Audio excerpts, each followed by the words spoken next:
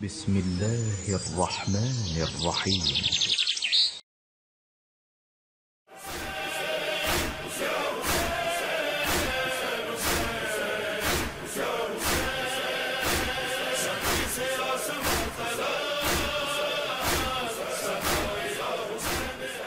اعوذ باللہ من الشیطان الرجیم.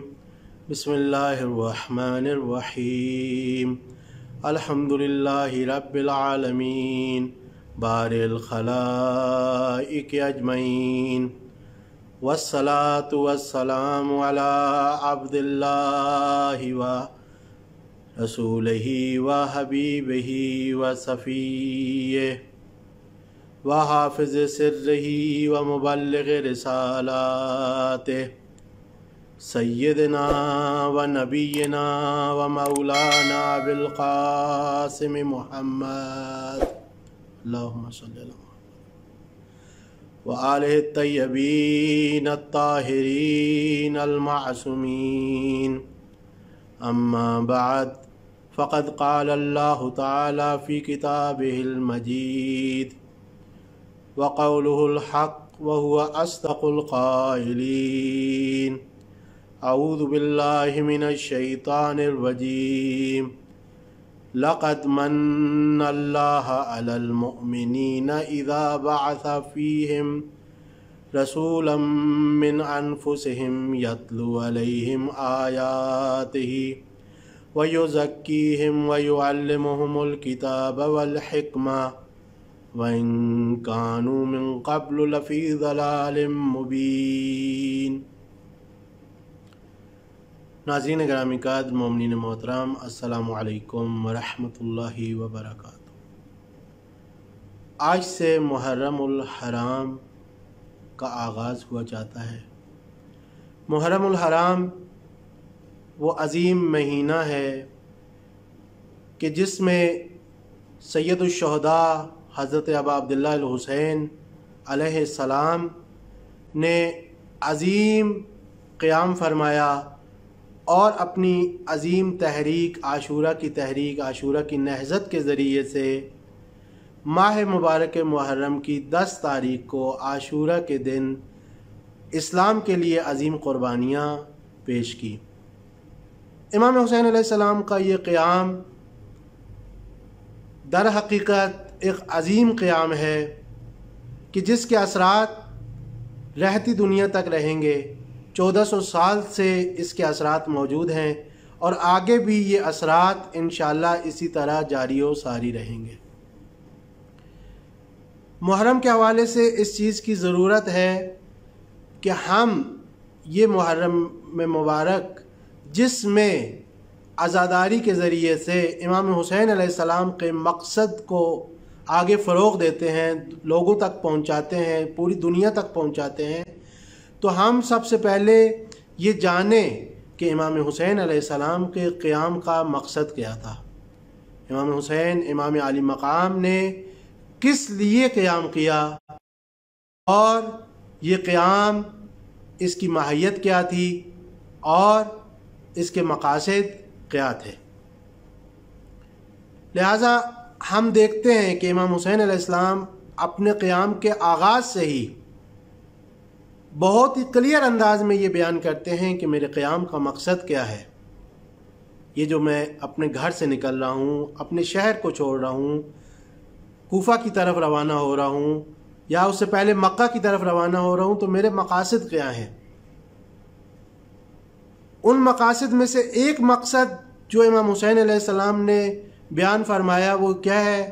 انما خرجت لطلب الاصلاح فی امت جدی. میں اپنے جد، اپنے نانا محمد صلی اللہ علیہ وآلہ وسلم کی امت کی اصلاح کی غرض سے یہ قیام کر رہا ہوں. اس قیام کا کوئی اور مقصد نہیں ہے. اس قیام کا مقصد صرف اور صرف یہ ہے کہ میں امر بالمعروف اور نہی عن المنکر کے ذریعے اور اپنے جد، اپنے نانا محمد رسول اللہ صلی اللہ علیہ وآلہ وسلم اور اپنے بابا امیر المومنین علی ابن ابی طالب علیہ السلام کی سیرت پر عمل کرتے ہوئے اپنی نانا کی امت کی اصلاح کروں. یعنی کیا؟ یعنی وہ انقلاب جو میرے نانا لے کر آئے ہیں، جو نبی اکرم صلی اللہ علیہ وآلہ وسلم حضرت محمد صلی اللہ علیہ وآلہ وسلم لے کر آئے ہیں، میں اسی انقلاب کو زندہ کرنا چاہتا ہوں، میں اسی انقلاب کو، اسی اسلام کو، اسی اسلام کی تعلیمات کو دوبارہ زندہ کرنا چاہتا ہوں۔ میرے نانا کی امت ان تعلیمات سے دور ہو چکی ہے، اب ضرورت اس بات کی ہے کہ ایک ایسا قیام کیا جائے کہ جس قیام کے ذریعے سے میری نانا کی امت دوبارہ اپنے راستے پر، جس راستے سے وہ منحرف ہو چکی ہے، اس راستے پر واپس آ سکے۔ لہٰذا ہم اگر امام حسین علیہ السلام کے قیام کے مقصد کو جاننا چاہتے ہیں تو سب سے پہلے ہمیں یہ جاننا ہوگا کہ نبی اکرم صلی اللہ علیہ وآلہ وسلم نے جو انقلاب کیا اور جس کے ذریعے سے اپنی امت کو تشکیل دیا اور اس امت کی تربیت کی، وہ اس انقلاب کی ماہیت کیا تھی، نبی اکرم صلی اللہ علیہ وآلہ وسلم نے کس طرح سے امت کی تربیت کی تھی، اور اس امت میں کیا کیا انحرافات آ گئے تھے کہ جن انحرافات کی اصلاح کے لیے امام حسین علیہ السلام نے قیام فرمایا۔ سب سے پہلے ہمیں ضرورت ہے اس بات کی کہ اس محرم کے عظیم مہینے میں، اس عظیم موقع سے فائدہ اٹھاتے ہوئے ہم امام حسین علیہ السلام کے قیام کی ماہیت جانیں، اور امام حسین علیہ السلام کے قیام کی ماہیت جاننے کے لیے ہم نبی اکرم صلی اللہ علیہ وآلہ وسلم کے انقلاب کی ماہیت کو جانیں۔ لہٰذا اپنے اس 3 گفتگو کا عنوان ہم نے کربلا احیاء انقلاب حضرت مصطفیٰ صلی اللہ علیہ وآلہ وسلم رکھا ہے۔ جیسا کہ ہم زیارات میں بار بار یہ پڑھتے ہیں کہ امام حسین علیہ السلام کو اس طرح سے سلام کرتے ہیں کہ السلام علیکہ یا وارث آدم صفوت اللہ،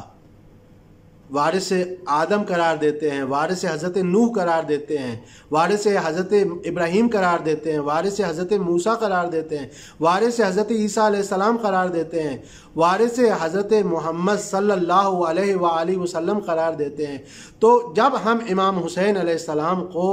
ان عظیم ذوات کا، ان عظیم انبیاء کا وارث قرار دیتے ہیں تو یہ روایات، یہ احادیث ہمیں یہ دکھانا چاہتی ہیں، یہ زیارتیں ہمیں یہ سکھانا چاہتی ہیں، ہماری یہ تربیت کرنا چاہتی ہیں کہ ہم امام حسین علیہ السلام کو ایک فرد کے طور پر نہ دیکھیں، بلکہ ایک پوری تحریک جو کہ تاریخ بشریت میں چلتی رہی ہے، ایک پوری نہضت جو جناب حضرت آدم کی خلقت سے شروع ہوئی، اور جہاں پہ حق و باطل کے مختلف محاذ کھڑے ہوئے، 2 بلاکس بنے، ایک بلاک حق کا بلاک بنا، ایک بلاک باطل کا بلاک بنا، تو اس موقع پر یہ جو 2 بلاکس بنے ہیں، ان بلاکس میں سے جو حق کا بلاک ہے اس کا وارث امام حسین علیہ السلام ہے، انبیاء کے وارث امام حسین علیہ السلام ہے۔ تو جو کام دینا تھا اس پوری تاریخ بشریت میں، جو کام انبیاء نے انجام دیا، جس تحریک کا آغاز انبیاء نے کیا، اسی تحریک کو آگے لے کر امام حسین علیہ السلام، اور جس بلاک کے نمائندے امام تھے، انبیاء تھے، اسی بلاک کے نمائندے امام حسین علیہ السلام ہیں۔ وہ بھی وَجَعَلْنَاهُمْ أَئِمَّةً يَهْدُونَ بِأَمْرِنَا، وہ امام تھے، انبیاء بھی امام تھے کہ جو اللہ کے امر کے ذریعے سے پوری بشریت کی ہدایت کرتے تھے، وہ انبیاء بھی ایسے امام تھے، اور اسی محاذ، اسی بلاک کا حصہ ائمہ اطہار بھی ہیں۔ تو یہاں سے ہمیں ایک بات اور بھی سمجھ آتی ہے، وہ یہ کہ امامت کی ماہیت کیا ہے، امامت کہتے کسے ہیں، اور امامت کا اصل فلسفہ کیا ہے۔ امامت کا در حقیقت فلسفہ وہی فلسفہ ہے، در حقیقت امام ہوتے ہیں، نبی کے اوصیاء ہوتے ہیں، نبی کی جگہ پر ان کے نائبین ہوتے ہیں، لہٰذا جو کام منوب کرنا ہے، جو کام نبی نے کرنا ہے، وہی کام اسی سلسلے کو آگے جاری رکھنا ہے ائمہ نے۔ بس جو نبوت کا فلسفہ ہوا فلسفہ ہے۔ تو اب ہم کہ نبوت کا فلسفہ کیا ہے، نبوت کا مقصد کیا ہے۔ نبوت انسانیت کی ہدایت کے لیے آئی ہے۔ نبوت انبیاء سارے کے سارے کس لیے آئے ہیں؟ اس لیے آئے ہیں کہ تاکہ انسانیت کی ہدایت کر سکیں، انسانوں کو ان کے کمال تک پہنچا سکیں، انسان کی خلقت کا جو ہدف ہے اس ہدف تک پہنچا سکے۔ اور انسان کی خلقت کا ہدف کیا ہے؟ انسان کی خلقت کا ہدف یہ ہے کہ انسان اپنی زندگی میں مختلف مدارج طے کرتے ہوئے، مختلف مراتب طے کرتے ہوئے کمال کی اس اعلیٰ ترین درجے تک پہنچے کہ جس درجے کے لیے اس کو خلق کیا گیا ہے۔ اور ہم جانتے ہیں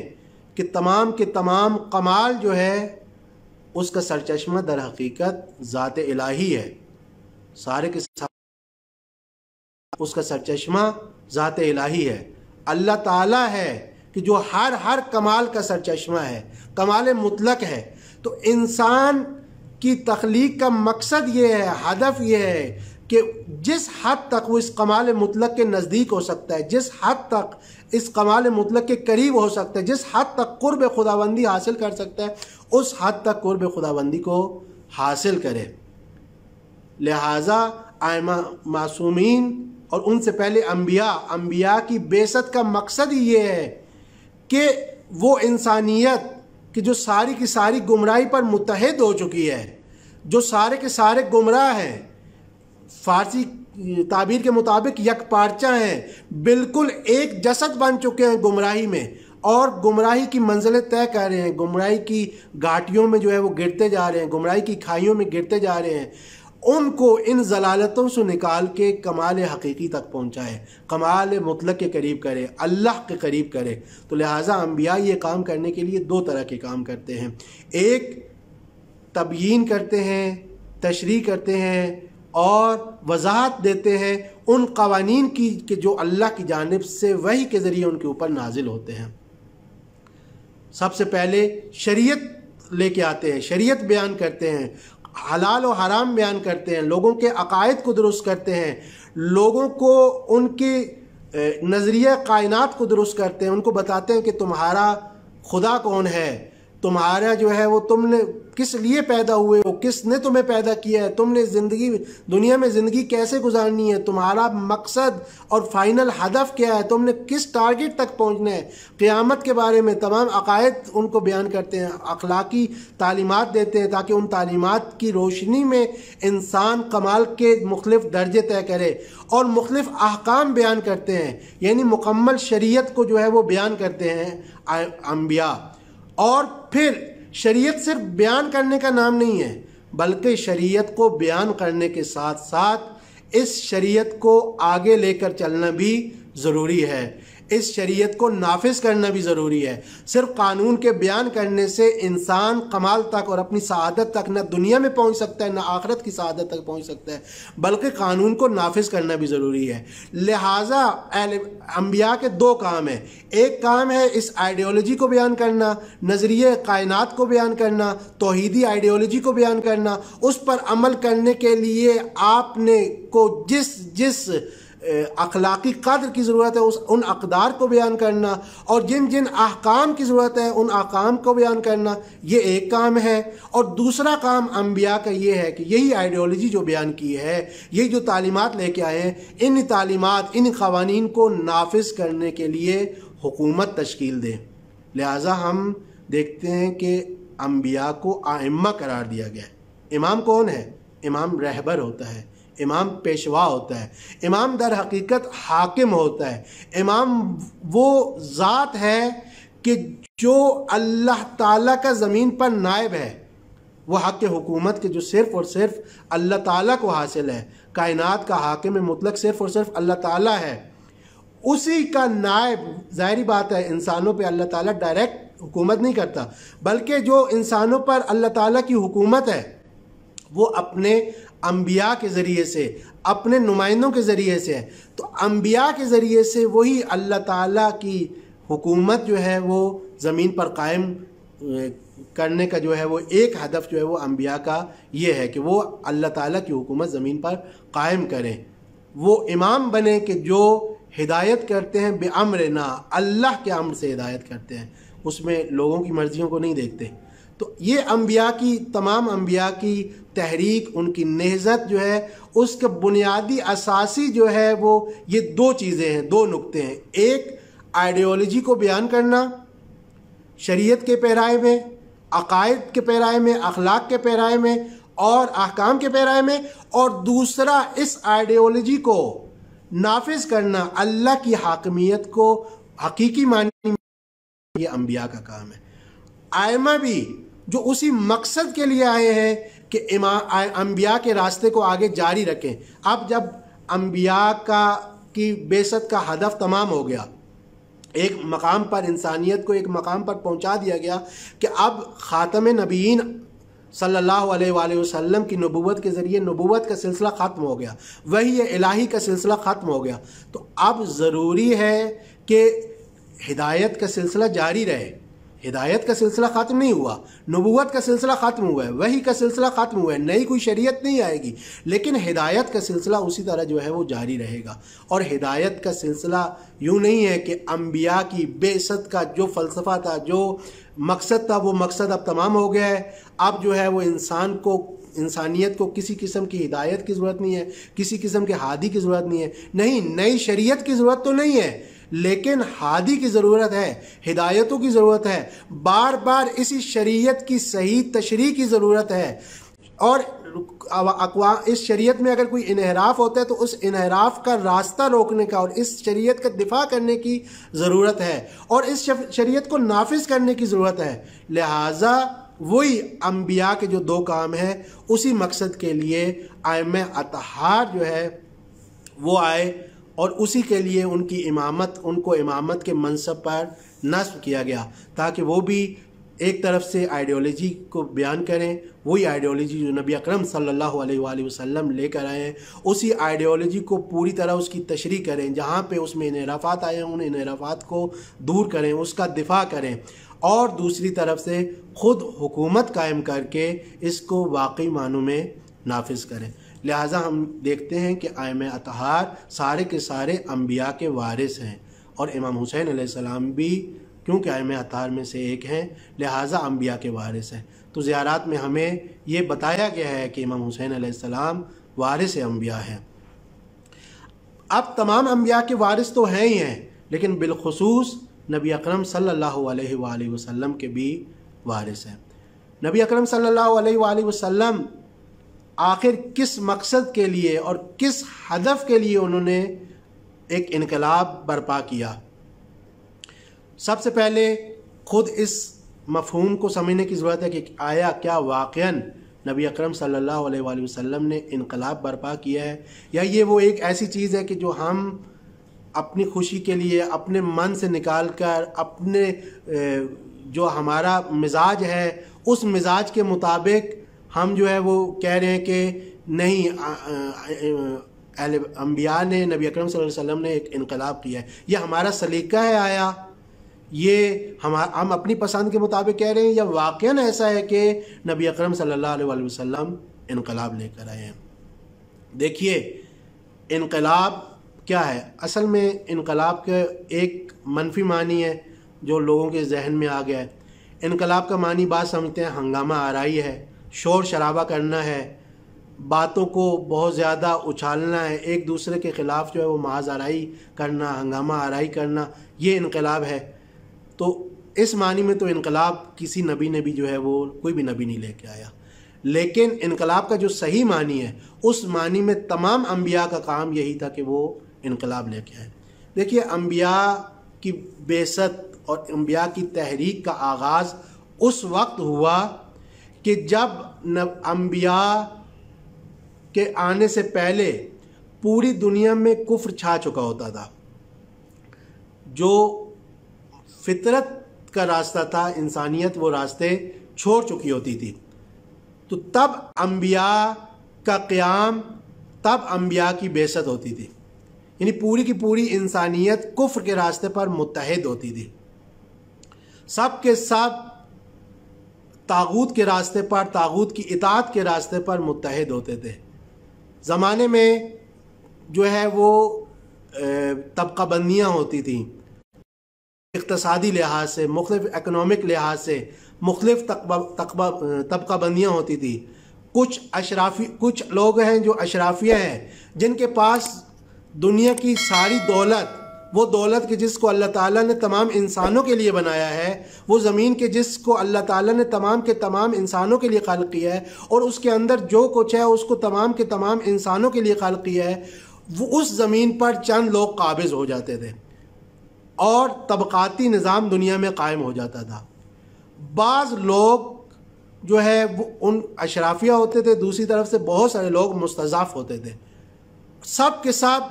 شرک کے گناہ میں آلودہ ہوتے تھے، سب کے سب توحید سے دور ہو چکے ہوتے تھے، انسانیت کی کوئی عزت، کوئی اکرام، کوئی احترام نہ ہوتا تھا۔ اگر احترام تھا تو پیسے کا احترام ہوتا تھا، اگر احترام ہوتا تھا تو طاقت کا احترام ہوتا تھا، اگر احترام ہوتا تھا تو جس کے پاس اقتدار ہوتا تھا اس کا احترام ہوتا تھا، یعنی اقتدار کا احترام ہوتا تھا، اگر احترام ہوتا تھا تو شہوتوں کا احترام ہوتا تھا، اگر احترام ہوتا تھا تو نفسانی خواہشات کا احترام ہوتا تھا، اگر احترام ہوتا تھا تو جاہ طلبی کا احترام ہوتا تھا۔ کبھی بھی احترام انسانیت کو نہیں دیا جاتا تھا۔ جب پورے کا پورا معاشرہ گمراہی کے ان اندھیروں میں غرق ہو چکا ہوتا تھا اور اس میں متحد ہوتا تھا، اللہ کی نافرمانی پہ متحد ہوتا تھا، تب انبیاء آتے تھے اور نبی آ کر کیا کام کرتے تھے؟ نبی آ کر 2 بلاکس بنا دیتے تھے، نبی آ کر اختلاف ڈال دیتے تھے ان امتوں میں کہ جو متحد ہوتے تھے کفر پر۔ یہاں پہ اس معنی کو سمجھنے کی ضرورت ہے، کوئی یہ نہ سمجھے کہ انبیاء کا کام ہی لوگوں میں اختلاف ڈالنا ہے۔ نہیں، انبیاء کا کام لوگوں میں اختلاف ڈالنا نہیں ہے، وہ لوگ کہ جو غلط راستے پر چل رہے ہیں ان میں اختلاف ڈالنا ہے۔ اور وہ اختلاف کیسا ہے؟ ظاہری بات ہے، انبیاء جب آتے ہیں تو سارے کے سارے ایک راستے پر چل رہے ہوتے ہیں، کفر کے راستے پر چل رہے ہوتے ہیں، ضلالت کے راستے پر چل رہے ہوتے ہیں، گمراہی کے راستے پر چل رہے ہوتے ہیں۔ سب کے سب جب اس غلط راستے پر چل رہے ہوتے ہیں تو اس غلط راستے سے ہٹانے کے لیے انبیاء لوگوں کو جھنجھوڑتے ہیں، لوگوں کو جگانے کی کوشش کرتے ہیں۔ کچھ لوگ اس جگانے سے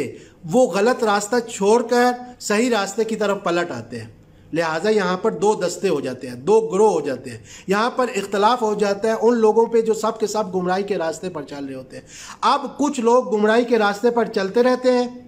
انبیاء کے مقابلے میں کھڑے ہو جاتے ہیں، ان کا ایک بلاک بن جاتا ہے، اور کچھ جو ہے وہ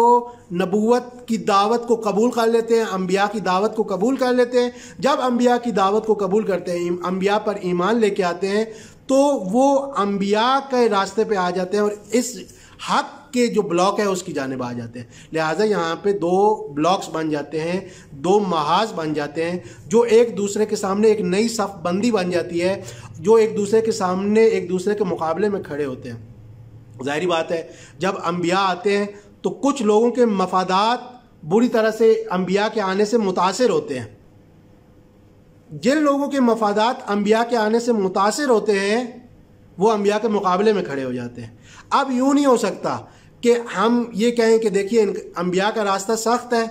انبیاء کی طرف آنا جو ہے وہ سخت ہے، ہمیں طاغوتوں کے مقابلے میں کھڑا ہونا پڑے گا، ہمیں اللہ کے دشمنوں کے مقابلے میں کھڑا ہونا پڑے گا، ہمیں باطل قوتوں کے مقابلے میں کھڑا ہونا پڑے گا اور سختی سے کام کرنا پڑے گا۔ دوسری طرف ہم باطل قوتوں کی طرف بھی نہیں جانا چاہتے، ہمیں انبیاء کی دعوت بھی صحیح لگتی ہے، لہٰذا ہم درمیان میں ایک خیمہ لگا لیتے ہیں کہ نہ ہم انبیاء کی جانب ہوں اور نہ ہی ہم باطل قوتوں کی جانب ہوں، بلکہ ہم جو ہے وہ یہاں پہ بے طرف رہیں۔ یہ نہیں ہو سکتا، بلکہ انبیاء کی تعلیمات میں یہ ہے، امیر المومنین فرماتے ہیں من لم یکن معنا کان علینا، جو ہمارے ساتھ نہیں ہے وہ ہمارے برخلاف ہے، وہ ہمارے مقابلے میں ہے، وہ ہماری دشمنی میں ہے۔ یوں نہیں ہو سکتا کہ آپ نہ ولایت الہی میں آؤ نہ ولایت طاغوت میں آؤ۔ تو انبیاء جب آتے ہیں تو وہ 2 مختلف طرح کے محاذ کھڑے کرتے ہیں، 2 مختلف قسم کے بلاکس بنتے ہیں۔ اب انسان جو انبیاء کے راستے پہ چلنا چاہتا ہے تو اس کے لیے ضروری ہے کہ وہ ان دونوں میں سے کسی ایک محاذ پر آئے۔ اسی طرح جب نبی اکرم صلی اللہ علیہ وسلم بھی آئے تو وہ جاہلیت کا زمانہ، وہ معاشرہ کہ جو ضلالتوں اور گمراہیوں میں ڈوبا ہوا تھا، جو جاہلانہ زمانہ تھا، جس معاشرے میں ہر طرف جہالت ہی جہالت تھی، جس معاشرے میں ہر طرف شرک تھا، بت پرستی تھی، انسانی اقدار کی کوئی، انسانی ویلیوز کی کوئی قدر نہیں تھی، اس معاشرے میں نبی اکرم صلی اللہ علیہ وسلم آتے ہیں اور ایک بہت بڑی تبدیلی لے کے آتے ہیں، ایک بہت بڑا انقلاب لے کے آتے ہیں باقی تمام انبیاء کی طرح۔ اور وہ انقلاب یقیناً لوگوں نے دیکھا کہ وہ جاہلیت کا زمانہ کچھ ہی عرصے میں، کچھ ہی مہینہ، 23 سال میں یکسر بدل گیا، مکمل طور پر بدل گیا۔ اس زمانے میں وہی لوگ جو شرک کی وادیوں میں، شرک کی گھاٹیوں میں جو ہے وہ بالکل غرق ہو چکے تھے، شرک کے اندھیروں میں ڈوبے ہوئے تھے، وہی لوگ، انہی میں سے ایک واقعہ ہے کہ جب جنگ قادسیہ میں ایرانی لشکر کے مقابلے میں اسلام کا لشکر گیا تو وہاں پہ اسلامی لشکر کا ایلچی جو ہے یزدگار بادشاہ کی دربار میں گیا اور اس تک جو ہے وہ اسلامی لشکر کا، مسلمان لشکر کا اس نے پیغام پہنچایا۔ تو یزدگار کے لشکر دربار میں جہاں پہ مکمل طور پر اس وقت کا انسانی جاہ و جلال جو ہے وہ اپنے عروج پر تھا، یزدگار جو ہے وہ سونے کا تاج پہنے ہوئے، زرق برق لباس پہنے ہوئے، ایک عالیشان تخت پر بیٹھا ہوا تھا۔ وہاں پہ یہ عرب شخص کہ جو پھٹے پرانے جس کا لباس ہے اس کے ساتھ جاتا ہے اور وہاں پہ وہ خط جو ہے وہ پہنچاتا ہے، وہ کاغذ پہنچاتا ہے۔ تو یزدگار خود آگے نہیں بڑھتا بلکہ ایک بندے کو کہتا ہے کہ تم جاؤ اور یہ خط لے لو۔ وہ کہتا ہے نہیں، یہ خط میں نے خود بادشاہ کے ہاتھ میں دینا ہے۔ یہاں تک کہ وہ بادشاہ کے تخت کے اوپر آتا ہے، تخت پر قدم رکھتا ہے اور بادشاہ کے ہاتھ میں دیتا ہے۔ بادشاہ کے خط پڑھ کے کہتا ہے تم کرنا کیا چاہتے ہو، تمہارا مقصد کیا ہے؟ تو وہ کہتا ہے ہمارا مقصد کیا ہے، ہم اس لیے جنگ لڑ رہے ہیں، ہم اس لیے تمہارے مقابلے میں آئے ہیں کہ ہم کیا کریں، لنخرج الناس من عبادت العباد الی عبادت اللہ، لوگوں کو انسانوں کی عبادت سے نکال کے اللہ کی عبادت کی طرف لے آئے۔ ہماری دعوت کا مقصد جو ہے وہ توحید ہے۔ وَمِن ضِيقِ الدُّنْيَا إِلَى سَعَةِ الدُّنْيَا وَالْآخِرَةِ، اور یہ دنیا کی جو تنگی ہے، اگرچہ تم سمجھ رہے ہو کہ تم اس وقت جو ہے وہ دنیا کی نعمتوں سے مالا مال ہو، یا ہر کوئی جو ہے وہ اس کو کسی نہ کسی حد تک اس میں سے کچھ حصہ مل رہا ہے، لیکن اس ضیق دنیا سے، اس دنیا کی تنگی سے تمام کے تمام لوگوں کو نکال کر وسعت کی طرف، دنیا کی وسعت بھی اور آخرت کی وسعت کی طرف بھی لے کے آنا ہے۔ لہٰذا اس معاشرے میں اتنا انقلاب برپا کر دیا کہ وہی جو شرک کے اندھیروں میں ڈوبے ہوئے تھے وہ اب لوگوں کو توحید کی دعوت دے رہے تھے۔ نبی اکرم صلی اللہ علیہ وسلم کے انقلاب کے حوالے سے ہم انشاءاللہ آگے جا کے بات کریں گے، لیکن یہاں پہ مختصر طور پہ آپ کی خدمت میں بیان کر دوں کہ اس انقلاب کی 3 اہم چیزیں ہیں جو نبی اکرم صلی اللہ علیہ وسلم تمام انبیاء کی طرح، تمام انبیاء کے انقلابوں کی طرح اس انقلاب میں پائے جاتے ہیں۔ سب سے پہلے انبیاء کا مقصد جو ہے وہ کیا ہے، لِيَقُومَ النَّاسُ بِالْقِسْطِ، انبیاء کی بعثت کا مقصد جو ہے وہ ایک ہی ہے کہ انبیاء کے آنے سے، انبیاء اپنی حکومت کے ذریعے، اپنی تعلیمات کے ذریعے سے تمام کی تمام انسانیت کو عدل اجتماعی کی طرف دعوت دیں، عدالت کی طرف دعوت دیں اور طبقاتی نظام کو ختم کریں۔ انبیاء کا ایک ہدف یہ ہے۔ اس سے بھی پہلے جو ہدف ہے وہ کیا ہے، وہ سب کے سب کو توحید کی طرف دعوت دینا، ساری انسانیت کو توحید کی طرف دعوت دینا، اللہ تعالیٰ کی طرف دعوت دینا، اللہ تعالیٰ کی حاکمیت کی طرف دعوت دینا، اللہ تعالیٰ کی بندگیوں کے علاوہ تمام بندگیوں کو چھوڑنے کی طرف دعوت دینا، تمام طاغوتوں کی اطاعت سے نکلنے کی طرف دعوت دینا، اپنی شہوات کا بندہ اور غلام ہونے سے انسان کو اس غلامی سے نکلنے کی طرف دعوت دینا۔ یہ تمام انبیاء کا مقصد تھا اور نبی اکرم صلی اللہ علیہ وسلم کے انقلاب کا بھی یہی مقصد تھا۔ اور تیسرا ہدف وہ انسانیت کے جو شہوتوں کے ہاتھوں، جو جاہ طلبی کے ہاتھوں میں، جو غضب کے ہاتھوں میں، جو بدترین اخلاقی اقدار، بری اخلاقی اقدار کی ہاتھوں، جو مختلف اپنی طرح کے انسانوں کے ہاتھوں ذلیل ہو چکی ہے، جس کی کوئی عزت نہیں ہے، کچھ احترام نہیں ہے، اسی انسانیت کو احترام دینا، اسی انسانیت کو تقریم دینا۔ بس نبی اکرم صلی اللہ علیہ وسلم کے انقلاب میں یہ 3 چیزیں پائی جاتی ہیں۔ توحید کی طرف دعوت تھی، طبقاتی نظام کا خاتمہ تھا اور انسانیت کا اکرام تھا۔ باقی چیزیں بھی ہیں، یہ 3 چیزیں اہم ترین ہیں اور اسی کے ذیل میں باقی چیزیں بھی آ جاتی ہیں۔ تو نبی اکرم صلی اللہ علیہ وسلم نے اس مقصد کے لیے قیام کیا، اس مقصد کے لیے انقلاب برپا کیا، اور 23 سالوں کی اپنی مسلسل جدوجہد کے بعد ایک انسانی معاشرے میں جو انقلاب لے کے آئے، جو ایک عظیم تبدیلی لے کے آئے، وہ یہ تبدیلی تھی کہ وہ معاشرہ جو شرک میں بری طرح مبتلا تھا، جس میں ہر مظہر شرکیہ مظہر تھا، وہاں پہ ہر طرف زندگی کے ہر میدان میں توحید راج کرنے لگ پڑی تھی، اللہ کی حاکمیت ہو گئی تھی، طواغیت کی، طاغوتوں کی حاکمیت نہیں رہی تھی۔ دوسرا وہ انسانیت جو طبقاتی نظام میں بری طرح سے پھنس چکی تھی، وہاں پہ عدالت کا نظام جو ہے وہ رائج ہوا اور طبقاتی نظام جو ہے وہ ختم ہوا۔ تیسرا وہ معاشرہ کہ جس میں انسانیت کی کوئی عزت نہیں تھی، اسی معاشرے میں، اسی عرب معاشرے میں یکسر ہم دیکھتے ہیں کہ انسانیت جو ہے وہ معیار عزت بنی، نہ نسلی فرق جو ہے وہ عزت کا معیار بنا، نہ ہی دولت عزت کا معیار بنی، نہ شہرت عزت کا معیار بنی، نہ جاہ و مقام عزت کا معیار بنا، بلکہ عزت کا معیار خود انسانیت بنی۔ یہ تین چیزیں نبی اکرم صلی اللہ علیہ وسلم کے انقلاب کے حوالے سے مختصر انداز میں جو ہے وہ اگر ہم دیکھیں تو یہ تین چیزیں تھیں۔ تو ہم آگے دیکھتے ہیں کہ جو انحراف آیا وہ نبی کی امت ان تینوں چیزوں سے دور ہوئی۔ کیسے ہوئی انشاءاللہ ہم آگے جا کے ان تینوں چیزوں کی وضاحت بھی کریں کہ نبی اکرم صلی اللہ علیہ وسلم سے پہلے معاشرے میں ان تینوں چیزوں کے برعکس کیا صورتحال تھی، شرک کتنا زیادہ پھیلا ہوا تھا، اس کی طرف اشارہ کریں گے۔ اس کے علاوہ جو ہے وہ طبقاتی نظام کس حد تک عروج پر پہنچا ہوا تھا، اس کی طرف اشارہ کریں گے۔ انسان کتنی ذلت میں پھنسا ہوا تھا، اس کی طرف بھی اشارہ کریں گے۔ اور نبی اکرم صلی اللہ علیہ وسلم نے انقلاب لا کر ان تینوں چیزوں کے برعکس توحید کو کس طرح سے رائج کیا، اللہ کی حاکمیت پوری دنیا پہ، پورے معاشرے میں، عرب معاشرے میں کس طرح لے کے آئے، کس طرح طبقاتی نظام کو ختم کر کے عدالت اجتماعی وہاں پہ لے کے آئے، اور کس طرح انسانیت کو ذلت سے نکال کے اس کو احترام دیا، اس کی طرف بھی ہم جو ہے وہ آگے جا کے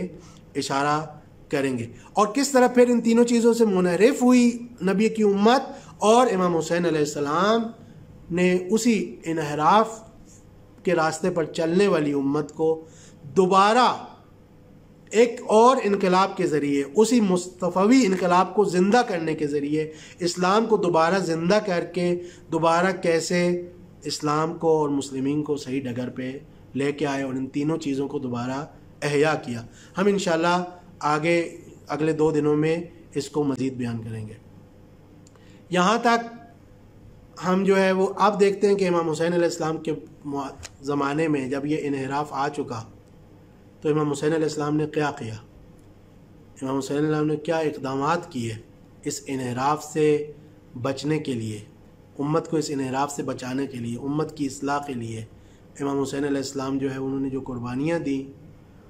ان قربانیوں کا آغاز بظاہر تب سے ہوتا ہے۔ البتہ امام حسین علیہ السلام نے امیر شام کے زمانے حکومت میں ہی کوشش کے لیے بھی کریں گے۔ یہی امام عالی مقام ایک وقت یہ آتا ہے کہ مدینہ کی مسجد میں بیٹھے ہوئے ہیں، ساتھ عبداللہ ابن زبیر بھی بیٹھے ہوئے ہیں، کہ حاکم مدینہ کا پیغام آتا ہے کہ فوراً حاکم مدینہ نے آپ کو دارالامارہ میں طلب کیا ہے، آپ جو ہے وہاں چلیں۔ عبداللہ ابن زبیر رات کے اس پہر میں مدینہ کی طرف سے طلب کیے جانے پر پریشان ہو جاتا ہے۔ تو امام حسین علیہ السلام کہتے ہیں کہ ظاہراً ان کا جو طاغی ہے، ان کا جو حاکم ہے، وہ فوت ہو گیا ہے، وہ مر گیا ہے، اور یہ یزید کی بیعت کے لیے ہمیں بلا رہے ہیں۔ یہاں امام حسین علیہ السلام بنی ہاشم کے چند جوانوں کے ساتھ دربار میں جاتے ہیں، اور یہی مظلومیت ہے اہل بیت کی کہ نبی اکرم صلی اللہ علیہ وآلہ وسلم کے بعد بار بار اہل بیت اطہار کو درباروں میں بلایا گیا۔ وہ حق جو اہل بیت کا تھا، وہ حق ان سے نہ صرف چھینا گیا، بلکہ پوری 250 سالہ حضور کے زمانے میں، وہ زمانہ کہ جس میں ائمہ حاضر تھے، جس میں اہل بیت حاضر تھے، اہل بیت پہ طرح طرح کے مظالم ڈھائے گئے۔ ان میں سے ایک ظلم یہ تھا کہ ان کو فاسق و فاجر حکمرانوں کے درباروں میں جانا پڑتا تھا۔ بہرحال امام حسین علیہ السلام ہاشمی جوانوں کے ساتھ گئے، دروازے پہ کھڑا کر دیا کہ دیکھو، اگر میں جو ہے وہ کوئی صدائے اللہ اکبر بلند کرتا ہوں تو سمجھ لینا کہ تمہاری ضرورت ہے، تم اندر آ جانا، اور اگر نہیں بلند کرتا تو تمہاری کوئی ضرورت نہیں ہوگی، تم اندر نہیں آنا۔ جب اندر جاتے ہیں تو ولید اس وقت حاکم مدینہ ہوتا ہے، وہ مروان ابن حکم بھی بیٹھا ہوا ہوتا ہے۔ ولید نے بتایا کہ ہم تمہارے سے آپ سے بیعت لینا چاہتے ہیں۔ یہ اس طرح معاویہ امیر شام فوت ہو گئے اور یزید جو ہے وہ تخت خلافت پہ بیٹھ گئے، آپ اس کے لیے جو ہے وہ بیعت کریں۔ جب یہ تھی کہ یزید فوراً خط لکھا، اور خط لکھ کر 3 افراد جنہوں نے زمانہ امیر شام میں یزید کی بیعت نہیں کی تھی، امام حسین علیہ السلام، عبداللہ ابن عمر اور عبداللہ ابن زبیر، ان سے سختی سے بیعت لینے کا فرمان جاری کیا، اور اگر یہ قبول نہ کرے تو ان کو قتل کرنے کا فرمان جاری کیا۔ بہرحال امام حسین علیہ السلام نے وہاں پر کہا کہ تمہیں اس رات کے اندھیرے میں بیعت لینے کی کیا ضرورت ہے، اگر چاہتے ہو تو دن کے اجالے میں بیعت لو۔ لیکن وہاں پہ امام حسین علیہ السلام نے ساتھ ہی یہ بھی بتایا، جب اصرار کیا گیا تو آپ نے فرمایا ایھا الامیر، اے حکمران،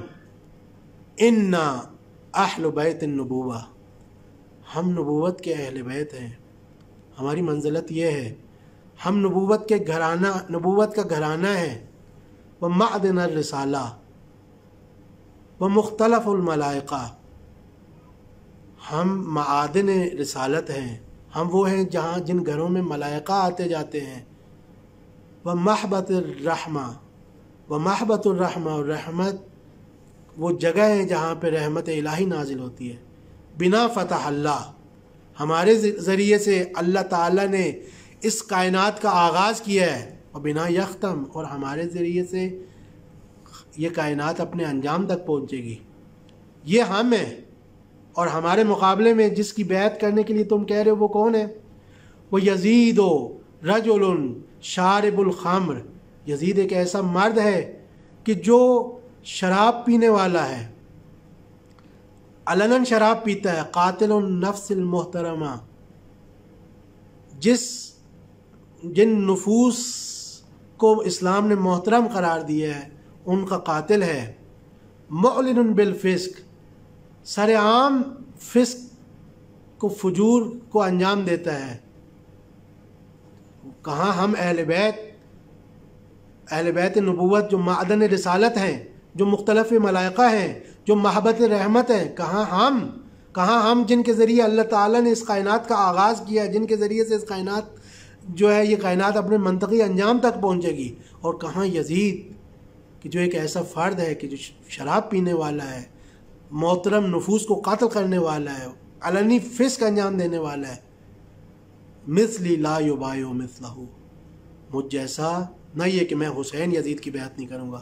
بلکہ کبھی بھی مجھ جیسا یزید جیسے کی بیعت نہیں کرے گا۔ بہرحال یہاں پر مروان نے اشارے سے ولید کو سمجھانے کی کوشش کی کہ حسین کا کام تمام کر دو، حسین کو یہیں پہ شہید کر دو۔ مولا نے جب یہ اشارہ دیکھا تو مولا نے وہیں پہ مروان کو سخت انداز میں ڈانٹا، اور جب مولا کی آواز بلند ہوئی تو ہاشمی جوان اندر وارد ہو گئے۔ یہاں سے حسین کی غربت کا زمانہ شروع ہو گیا، یہاں سے وہ زمانہ شروع ہو گیا جہاں پہ وہ گلیاں مدینہ کی، جن گلیوں میں حسین نے ساری زندگی گزاری تھی، وہ گلیاں مدینہ میں جن گلیوں میں حسین کے نانا حسین کو اپنے کندھے پر اٹھا کر پوری امت کو دکھاتے تھے کہ یہ میرا حسین ہے، اس کی قدر کرنا، وہ گلیاں جہاں پہ حسین نے اپنے نانا کی انگلیاں پکڑ کے ان گلیوں میں گھومتے تھے، وہ مدینہ جہاں پہ فاطمہ زہرا سلام اللہ علیہا کی تربیت میں حسین پروان چڑھے، اور جہاں پہ فاطمہ زہرا کی قبر ہے، جہاں حسین کے بڑے بھائی حسن مجتبی علیہ السلام کی قبر مطہر ہے، جہاں نانا کا روضہ ہے، اس مدینہ سے اب حسین کے نکلنے کا وقت آ گیا۔ اب حسین کو اس مدینہ سے نکلنا ہے، اب حسین کی اس مدینہ میں جگہ نہیں رہی۔ یہاں پر مولا البتہ اس وقت مقام پر بھی مولا پورے عزت پورے وقار کے ساتھ وہ جو معروف راستہ تھا اس راستے کے ذریعے سے مدینہ کو چھوڑا، جبکہ اسی وقت عبداللہ ابن زبیر ایک بے راہے سے، ایک ایسے راستے سے جس کو عموماً لوگ استعمال نہیں کرتے تھے، ایک ایسے راستے سے گیا چھپتا چھپاتا، لیکن امام حسین علناً مدینہ سے مکہ کا وہ معروف راستہ کہ جس سے سارے حرکت کرتے تھے، اسی راستے سے علنی طور پر تشریف لے گئے پوری عزت اور وقار کے ساتھ۔ البتہ مدینہ سے نکلنا، مدینہ کو الوداع کہنا حسین کے لیے آسان نہ تھا۔ حسین کی مدینہ میں جان تھی، حسین کے لیے مدینہ بہت قیمتی تھا۔ مدینہ وہ جگہ تھی جہاں پہ نانا کا روضہ تھا، جہاں حسین کے نانا تھے، جہاں پہ حسین کی ماں کا روضہ تھا، جہاں حسن مجتبیٰ کا روضہ تھا۔ لہٰذا ہم دیکھتے ہیں کہ ایک وقت حسین علیہ السلام نانا کے روضے پر جاتے ہیں، نانا سے الوداع کرتے ہیں، وہاں پہ کچھ دیر تک نانا کے روضے پر سکون میسر ہوتا ہے، اور وہاں پر اسی حالت میں خواب کی حالت طاری ہو جاتی ہے، نیند کی حالت طاری ہو جاتی ہے۔ خواب میں نانا کو دیکھتے ہیں، نانا شہادت کی بشارت دیتے ہیں اور کہتے ہیں کہ حسین اب تمہارے قیام کا وقت آ گیا، اور اسی وقت اس کے بعد حسین جو ہے وہ اپنے بھیا حسن کی قبر مبارک پر جاتے ہیں، حسن سے وداع کرتے ہیں۔ کتنا سخت ہے اپنے ماں جائے سے، اس ماں جائے سے وداع کرنا کہ جس کو خود حسین نے زہر کے ذریعے سے اس کے جگر کے ٹکڑے ہوتے دیکھا، زندگی میں بھی جگر کے ٹکڑے ہوتے دیکھا، شہادت کے بعد بھی جس کے جنازے پر تیر چلے، اس حسین کے اس حسن سے جدا ہونا، اس حسن سے جدا ہوتے ہیں۔ اور پھر وہ وقت بھی آیا جب حسین اپنی ماں زہرا سلام اللہ علیہا کی قبر پہ آئے۔ یہ وہی ماں ہے کہ جس کو حسین نے بہت ہی بچپنے میں جس پر ظلم ہوتے دیکھا مسلمانوں نے اسی ماں کے احترام کا خیال نہیں رکھا، لحاظ نہیں کیا، اور مسلمانوں نے اسی گھر کا دروازہ حسین نے جلتے ہوئے دیکھا، اور حسین نے وہ منظر بھی دیکھا اپنے بھیا کے ساتھ کہ جب حضرت زہرا در و دیوار کے درمیان جناب زہرا کے پہلو شکستہ ہو گیا۔ بہرحال حسین کو اب زہرا سے الوداع کرنا ہے، اور یہاں صرف حسین سے مدینہ نہیں چھوٹ رہا،